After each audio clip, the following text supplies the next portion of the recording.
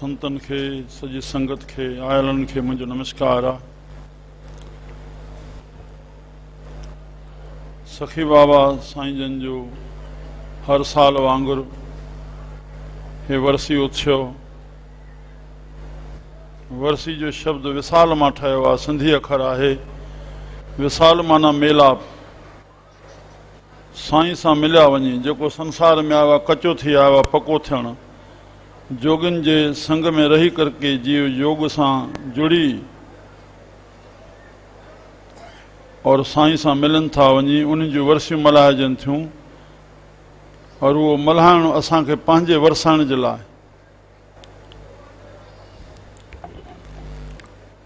मिलनि जा मेला थियनि था। उन जे लाइ हे अखंड पाठ साहिब जी जेका आज्ञा आहे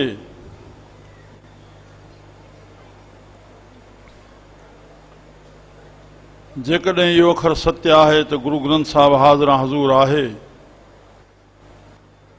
त असांखे सवाइ आपतकाल जे या जेकॾहिं असां सभई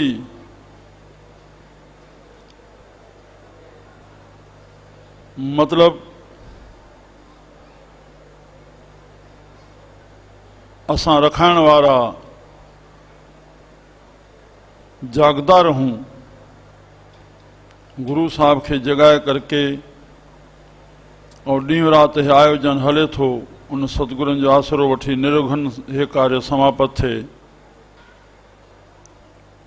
उन जे लाइ हीअ इजाज़त आहे अखंड पाठ साहब जी त परमात्मा जी सिफ़त थींदी रहे, हर वक्त रक्षा रहे।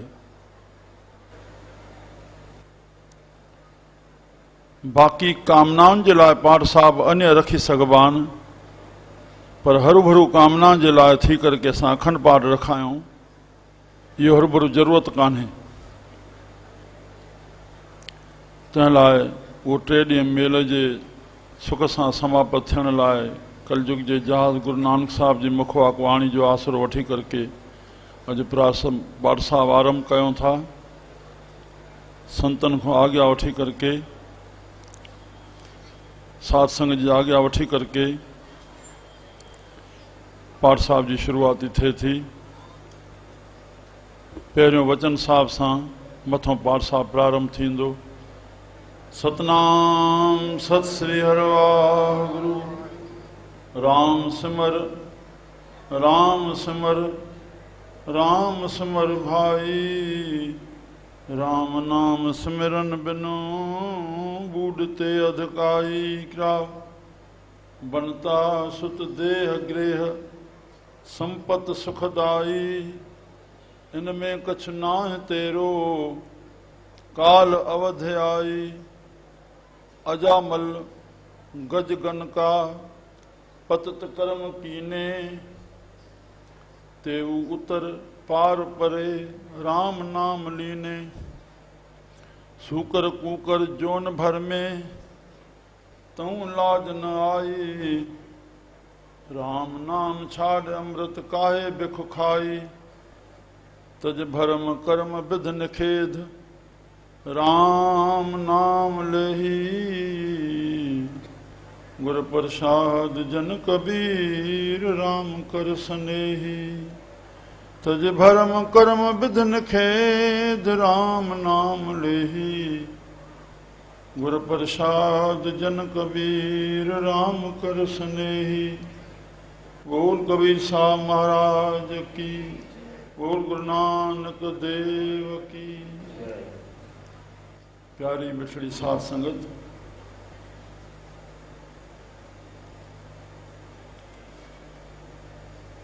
न खां वठी चोटी ताईं जेकी आत्मा राम असांजे खून जे दौरे खे बाडी में हलाए थो, नसुनि में रमण करे थो,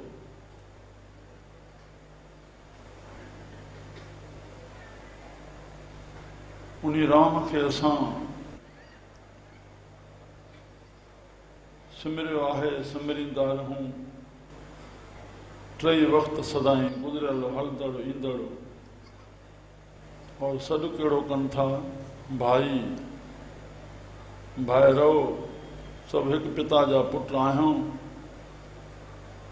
उन सदाईं पंहिंजे पीउ खे यादि रखूं, उनजे नाले खे यादि रखंदासीं त उनजी सिफ़त बि यादि ईंदी, त असां मां सिफ़त जा कर्म थींदा, पंहिंजो बि जीवन सफल कंदासीं, ॿियनि जे लाइ बि जीवन असांजो प्रेरणादायक बणिबो। न त राम नाम सिमरन बिना सिमरन जे ॿूड ते अधु काई। हृदय में भॻवान जो नाम न हूंदो त तूं विसरे तां सभु को लागू। संसार अवगुणनि जी खाण आहे, प्रभु गुणनि निधान आहे। सुख निधान प्रीतम प्रभु मेरे, अगनत गुण ठाकुर प्रभु तेरे। त पोइ जेके बि संसार में अवगुण आहिनि उन जा अंश असांजे अंदरि अची वेंदा। चराचर जगत गुण अवगुणमयी, गुण दोषमयी मिश्र थियल आहे। राम गुण सभु प्रभु जा आहिनि और अवगुण सभु संसार जा। सो असां में पोइ संसार अची वसंदो त उन्हनि अवगुणनि खे दबाइण जे लाइ गुणनि जो प्रकाश कजे, उन ज्ञान जो। न त ॿूड ते अधु काई, अलाए किथे किथे असांजूं वासनाऊं कामनाऊं असांखे पहुचाईंदियूं। श्री राम कंहिंमें असांजो जीवन गुज़रे थो। बनता स्त्री पुत्र सुत देह, पंहिंजी देही गृह घर और संपत्ति, इन खे असां सुखदाई सम्झूं वेठासीं। रहणो आहे घर में, पुत्र में, देही में, घर में, संपत में, खपे असां गृहस्थनि खे। पर इन में कुझु नाहे तेरो काल अवध आई, आख़िर इन्हनि में असां रही न पवंदासीं। काल अवश्य ईंदो। श्री राम वक़्तु जेको जन्मियो आहे सो हलंदो, न कुझु खणी आयो आहे, न खणी वेंदो, न वस्तु न व्यक्ति। इहा ॻाल्हि यादि हुजे संतनि जी, जेका यादि कराइनि था। सभई ॾिसूं अथा पर वरी वरी संत जॻाइनि था। अजामिल गजगन का साईं जो नालो अहिड़ो आहे। अजामिल गजगन का पतत कर्म कीने, नीच कर्म उन्हनि कया पर तेऊ उतर पार, पर अहिड़ा बि तरी विया राम जे नाले जे वठण सां। श्री राम अजामिल अंत में छड़ो सॾ पे कयईं, पुत्र नारायण पुत्र नारायण। जमगण बीठा अची, टाइम आख़िरी हुयो, पर पोयों शब्द निकितो नारायण। बसि इन शब्द जे चवण सां पारखद अची विया। चईं बाबा हितनि त पाप कया आहिनि, चईं हिन भॻवान जो नालो वरितो आहे राम। आख़िरी में नारायण जो शब्द निकितो।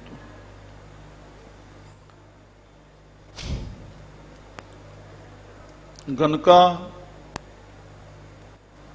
हिकिड़ो ई थोरो इतिहास बसि असां। संत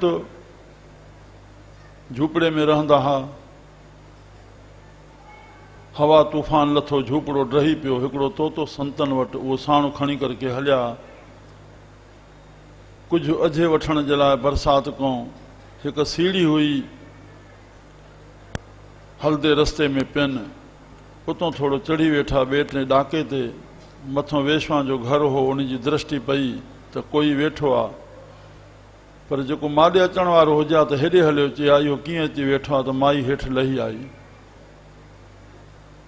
उहा संत जे सिमरन जी आभा हुन ते असरु पियो और चवणु लॻी स्वामी मथे हलो। चईं बाबा असां बरसाति जे करे वेठा आहियूं, बसि उहा बंदि थिए हलिया वेंदासीं, असांजो रहण जो कोई वस्तो कोन्हे। चए स्वामी जेसि ताईं बंदि थिए मथे हलो। मथे वठी हलिया, संत रहिया। रात जो टाइम हुयो। श्री राम साईं भोजन पायो। चईं रात जो असां भोजन न पाईंदा आहियूं। चईं खीर पीओ। चईं खीर बि असां न पीअंदा आहियूं। श्री राम चईं भला हिन तोते खे खारायां? चईं हा बिला शक इन खे। हा तोते खे खाराए, पर हिन खे चइजांइ कहो राम कहो राम। त जेकी तोते खे चइबो उहो चवंदो, उहो चई हुनखे कुझु खाराए। सुबुह थियो, संत हलण लॻा। साईं रहो। चए न बसि बाबा तुंहिंजो ख़्यालु रखियोसीं, असां हाणे हलूं था।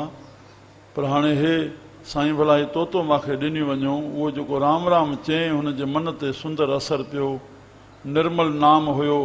निष्काम भावना सां निकितो पए, निस्वार्थ प्रेम हुयो प्रभु सां, उहो नाम निकितो पए, उहो असरु थियो माई ते। चई तोतो छॾी वञो, चई हा चङो भला, श्री राम। बसि त उहो जेको रस्तो सेखारियो त जंहिंमहिल हिनखे खाराए तंहिंमहिल ईअं चवंदी करेसि कहो राम कहो राम। बसि उहो कहो राम चए पोइ उहो खाए। त जीअं नेम हुयुसि बसि 2-3 ॾींहं गुज़रिया त जीअं नेम अनुसार उहो कहो राम चई खाराइण लॻसि, पर पोयों थियो छा, उन घड़ी में अॻ में त नांग हिन तोते खे श्री राम डंगियो अची, तोतो गुज़र करे वियो, मुर्दो थियो पियो रहियो। नांग साइड खां वेही रहियो, माता जी नज़र न पई, हो आई जीअं हो टंगियो पियो हो किली में, उनखे कहो राम चवण लॻी, पर हो हुजे त कहो राम चए न। एतिरे में हिन जे वातों त कहो राम निकितो पए, उन नांग गनका जे पेर खे डंग हणी वरितो। गनका कहो राम चवंदे किरी पई और मरी वई, उहा गनका तरी वई। हे गनका जो इतिहास आहे। श्री राम। गनका पतत कर्म कीने तेऊ उतर पार परे, राम नाम लीने संत संग थियो। कूकर सूकर जोन भर में काथे लिखियल आहे त कुते ऐं सूअर जो जन्म छो थो मिले, त जेको अकारण क्रोध करे थो उहो अॻिले जन्म कुते जो पाए थो। असां लंघिया वञूं, कुतो हरू भरू बि भौंकदो, असांजे ओॾे नज़र बि न आहे, न असां हुनखे दुखायो आहे, लंघिया था वञूं त बि भौंकदो। अकारण क्रोध राम। और सूकर सूअर केतिरो बि खाधल हूंदुसि, अॻियां विष्टा पई हेॾो ढव करे वेंदो, पर वरी बि उन में मुंहुं विधो चाहे थोरो ई खाए। त जंहिं पुरुष जी इहा वृत्ति रहे थी, जिथे ॾिठो ऐं मन ललचाए मां खावां, जिथे ॾिठो चाहे खाधल आहे वरी बि मन ललचाए मां खावां, उन पुरुषनि खे इहो जनम मिले थो। भाव आहे त जीव पुत्र आहे पिता जो, जेकी इच्छा कंदो श्री राम उहा उनजो पिता पूरी कंदो आहे। त हाणे जेकॾहिं माण्हू थी करके अहिड़ी वृत्ति धाड़ींदो, अकारण क्रोध कंदो, त मोट में छा हुनखे मिलंदो। और इहा भावना रहंदी, जिथे ॾिठो कुझु खाधो त माण्हू छा चवंदा। पर जेकॾहिं कुतो हूंदो त अकारण कंदो ई आहे, त चइबो बा कुतो आहे, इहो हिनजो धर्म आहे। श्री राम। इहो हिनजो सुभाउ आहे। और सूअर हर विष्टा में मुंहुं विधो त चवंदो इहो हिनजो सुभाउ आहे। छड़ो भांडो ॿियो आहे श्री राम। बाग़ी त निंद्रा भोजन भोग उहो त पशु में जहिड़ो आहे, पखियुनि में आहे, उहो असां मनुष्यनि में आहे, जेसिताईं ज्ञान न आहे त राम। इहा ॿुधी पंहिंजे सुञाण जी सिर्फ़ु मनुष्य चोले में आहे। तंहिं लाइ चवनि था उन्हनि कामनाउनि उन्हनि वासनाउनि जे करे कूकर सूकर जोन भर में, सूकर कूकर जोन भर में तऊं लाज न आई, और राम नाम छाड़ अमृत काहे बिख खाई। तज भरम कर्म विध निखेध श्री राम। असांखे विध निखेध बि विवेक आहे हलण जो, पर असांखे हंस खां पोइ इहा हंस वृत्ति आहे। असां हंस थी आया आहियूं, पर असांखे परमहंस बणिजणो आहे। छो जो योग विशिष्ट में आयल आहे निर्वाण प्रकरण में त हे राम जी, जेके महाज्ञानवान आहिनि उनजी ॿाहिरीं वृत्ति मूर्खनि वारी थी वेंदी आहे। श्री राम। पंहिंजी मर्ज़ी सां पिया खिलंदा, पंहिंजी मर्ज़ी सां पिया, उहा उनखे ख़बर आहे छो था खिलूं, पर संसार न सम्झी सघंदो। पंहिंजी मर्ज़ी सां पिया रोईंदा, पंहिंजी मर्ज़ी सां पिया चुप कंदा, उहा मूर्खनि वारती उन्हनि जी वृत्ति थी वेंदी आहे। उहे परमहंस थी वेंदा आहिनि। रामकृष्ण कंहिं महिल खिलंदो हो, कंहिं महिल चुप करे वेंदो हो, कंहिं महिल बीठो आहे त ध्यानु लॻी वञे श्री राम, तॾहिं उनखे परमहंस सॾियो वियो। हंस खां बि पिछाड़ी मथे चढ़णो आहे असांखे, पर हाली हंस बणिजणो आहे। मोती नाम रूपी चुगणो आहे। पाणी ऐं खीर मिलाए हंस में रखिबो आहे त उनखे चुंब में इहा शक्ति आहे, खीर पी वेंदो आहे, पाणी छॾे वेंदो आहे। त असां बि हिन संसार में रहंदे सत्य खे गिरण कयूं, असत्य खे त्याग कयूं, और अमरता खे, साईं जो नालो अमर आहे, उन खे वठूं। नेठि हिकु ॾींहुं मरणो आहे, और अंधकार आहे संसार, उन में ज्ञान रूपी लाइट प्रकाश खणी करके असां हलूं त पंहिंजो बेड़ो पार थी वेंदो। तंहिं लाइ चवंदा तज भरम कर्म विध निखेध, हे करिणो आहे हे न करिणो आहे। ओहो संत सहज वृत्ति रहिया, संत सहज वृत्ति रहिया। राम राम नाम लेही साईं कंवराम साहिब, साईं हरनाम दास बाब साईं गॾु वेठा अथनि। कंहिं महिल माई हिकिड़ी प्रसाद खणी आई कटोरे में, ईअं जे खोलियो त मच्छी पई आहे। त स्वामी जन ॾे वरायूं। सांगे सां काथे प्रोग्राम हो, गॾु वेठा हा। हे साधबेली जी ॻाल्हि न आहे, ॿाहिरि पुराणे सखर जी ॻाल्हि आहे। श्री राम चई भगत साहिब हे त मच्छी आहे। चई साईं माई प्रेम करे खणी आई आहे। चई पर असां त न खाईंदा आहियूं। चई साईं पोइ आज्ञा थिए प्रसाद करे ले। चई तव्हांजी मर्ज़ी। श्री राम। पर जीअं संतनि उहो प्रसाद करे हथ विधो और खाइण लॻा त मथां चवंदा साईं अॼु त गणेश चौथ आहे, कोई पुरब हुयो। त साईं उहा जेका हथ में मच्छी आहे पर कटोरो जे हेठि कनि त उन में साग पियो आहे। त संतनि चयो साईं असां त प्रेम खाई रहिया आहियूं। हाणे इहा स्टेज आहे। गृहस्थ में रहंदे बि श्री राम। हे भाई थांवर सतना में रहंदो, भजन कंदो। असां वटि 62 वर्सी साहिब में आयो, साईं जगतराम साहिब हुया बाबा जे वर्सी ते। उते हे इतिहास ॿुधायो हुई प्यारे। तज भरम कर्म विध निखेध राम नाम लेही संतन फ़क़ीरनि जी मंज़िल का मथे आहे।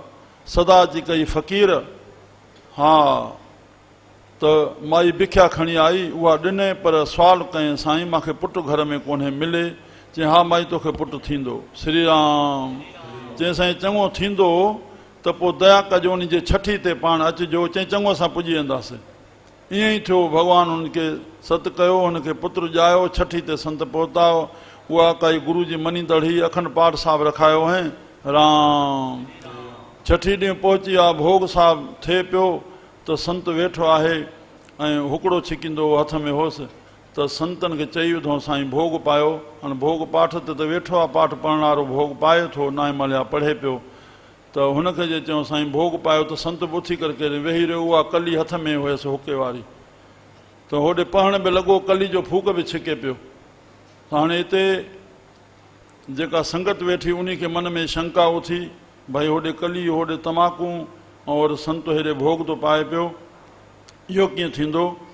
त माण्हुनि चयोसि बाबा हे छा थो करे। हाणे इहा माण्हुनि खे त ख़बर कोन्हे त इन संत जी दया सां पुटु ॼायो आहे और उन खे वेनती कई ऐं तॾहिं हे संत पहुतो आहे। श्री राम। त उन भाई खे जे चयो त भाई वीचारो थोरो वेनती करे वेठो साईं साहिबनि ते और कली बसि हुन ईअं चयो। चई चङो बाबा, बसि चङो बाबा। साईं हो फ़क़ीर उथियो, होॾे पुटु मरी वियो।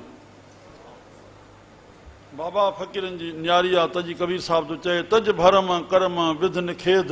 पर पहिरियों अशुभ खां छॾे कर्म असां शुभ त बणिजूं, तंहिंखां पोइ शुभ कर्म असांजा निष्काम कर्म बणिजनि। इहे संतनि जी वॾी महिमाऊं आहिनि। राम।